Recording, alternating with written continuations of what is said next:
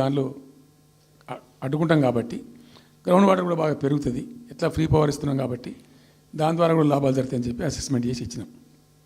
నిజంగా కూడా పాలమూరు ఒక టైంలో తెలంగాణ వచ్చిన తర్వాత 4-5 ఏళ్ళకి నేను పోతే ఎందుకో పోయినాం, బస్సు యాత్ర చేస్తే చాలా అద్భుతంగా ఇక్కడికక్కడ వరికోత మిషన్లు, కల్లాలు, అంతకుముందు పాడుబడ్డ ఇల్లు కనిపించే పాలమూరులో నా కళ్ళతో నేనే చూసిన. ఇంకా ఇది అంతా కంప్లీట్ అయిపోతే ఈ అనుకున్న 15 లక్షల ఎకరాలకు నీళ్ళు వస్తే చాలా దివ్యంగా ఉంటుందని చాలా సంతోషపడుకుంటూ పోయినాం. సరే, ఇప్పుడు కేంద్ర ప్రభుత్వం కొత్తగా తాకీదు, అది ఎవరు చెప్పినారో తెలియదు. వాళ్ళు చెప్పడం చెప్తున్నారు, ఇప్పుడు గవర్నమెంట్ ఉన్న వాళ్ళు చెప్పడం చెప్తున్నారు. ఏంది, మీరు 90 టీఎంసీలు పెట్టుకున్నారు, పాత గవర్నమెంట్ పంపించింది. ఒకటి డిపిఆర్ తిప్పి పంపించిండ్రు, దాని మీద సడి లేదు, సప్పుడు లేదు, లుల్లి లేదు, లుకాండం లేదు, తల ఊగుతున్నారు. ఎందుకు తల ఊగుతున్నారు? రాష్ట్ర ప్రయోజనాలు కాపాడడానికి లేకపోతే, రాష్ట్రానికి వచ్చిన నీళ్ళని కూడా కాపాడే స్థితి లేకపోతే ఇదేం దద్దమ్మ ప్రభుత్వం? ఇంత చేత కానీ ప్రభుత్వం ఉంటే ఎట్లా? నోరు లేని ప్రభుత్వం ఉంటే ఎట్లా? పెద్ద నోరు పెట్టుకొని పెద్ద గడబడి చేయాలి కదా. ఒక 10 టీఎంసీలు పోతేనే ఒక్కొక్క రాష్ట్రం ఎక్కడ దాకా పోయి కొట్లాడతారు. ఇవాళ మొత్తం డిపిఆర్ఏ పంపించి ప్రాజెక్ట్ని ఆగం చేసే పరిస్థితి వస్తే సప్పుడు లేదు ఒకటి. రెండవది, ఇప్పుడేం చేసిండ్రు, ఇరిగేషన్ మంత్రికి లెటర్ రాసిండు. వాడు చెప్పిండా చెప్పలేదా భగవంతుని గారికి, 45 టీఎంసీలు ఇవ్వండి మాకు అనుమతి అని చెప్పి. ఎట్లా రాస్తావు నాకు అర్థం కాదు. నువ్వు ఏం ముఖం పెట్టుకొని రాస్తావు?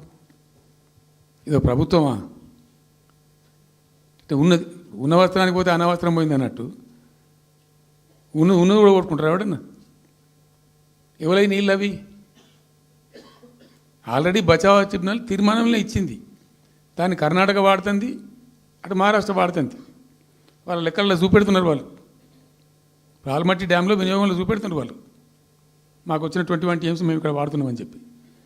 ఆ 2 ఎగువ రాష్ట్రాలు వాడుతుంటే ఇక్కడ వచ్చి మనకు వచ్చినటువంటిది బాజాప్తా, అది కూడా ట్రిబ్యునలే కదా, బచావత్ కూడా ట్రిబ్యునలే కదా. ఆ ట్రిబ్యునల్ తీర్పు ద్వారా వచ్చిన 45 టీఎంసీలు నువ్వు ఎందుకు ఆపుతున్నావు ఇప్పుడు? ఇదో రాష్ట్ర ప్రభుత్వమా? అసలు ప్రభుత్వం ఉందా? నిద్రపోతున్నారా? ఇంతసేపు రియల్ ఎస్టేట్ దందా తప్ప ఇంకోటి లేదా? ఇల్టు భూములు ఎట్లా అమ్ముదాం, పల్టు భూములు ఎట్లా అమ్ముదాం, ఆ భూములు ఎట్లా దెబ్బ పెడదాం, ఇంత కమిషన్ కొడదాం, ఇది తప్ప రాష్ట్ర ప్రయోజనాలు, నీళ్లు, రైతులు, మనుషులు లేరా? ప్రాజెక్టులు ఎందుకు 2 ఏళ్ళ నుంచి ₹1 పెట్టలే?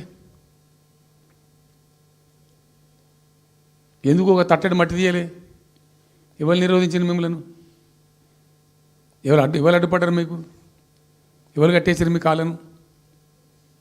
అటు పైసా పనిచేయరు, నిష్క్రియాపరత్వంగా ఉంటారు. డిపిఆర్ పంపిస్తే సపోర్ట్ చేయరు. ఇలా చివరికి 45 టీఎంసీ అని రాస్తారు. అంటే ఏం కాబోతుంది? ఎవరో ఒత్తిడి ఉంది దీని వెనుక? ఏం కుట్ర దాగి ఉంది ఇది? 2 ఏళ్ళ నుంచి నేను మౌనం పాటించి చూసుకుంటూ వస్తున్నాం. తప్పని పరిస్థితి నేను బయలుదేరినప్పుడు తప్పదు. అటు కేంద్రాన్ని ఎక్స్పోజ్ చేస్తాం, ఇటు రాష్ట్రాన్ని ఎండగడతాం ప్రజల మధ్యలో ఖచ్చితంగా. ఇలా మొత్తం విస్తారంగా మాట్లాడినాం, చర్చించినాం. చాలా పెద్ద ప్రజా ఉద్యమాన్ని శ్రీకారం చుడతాం. కంపల్సరీ పాలమూరు, రంగారెడ్డి, నల్లగొండ జిల్లాల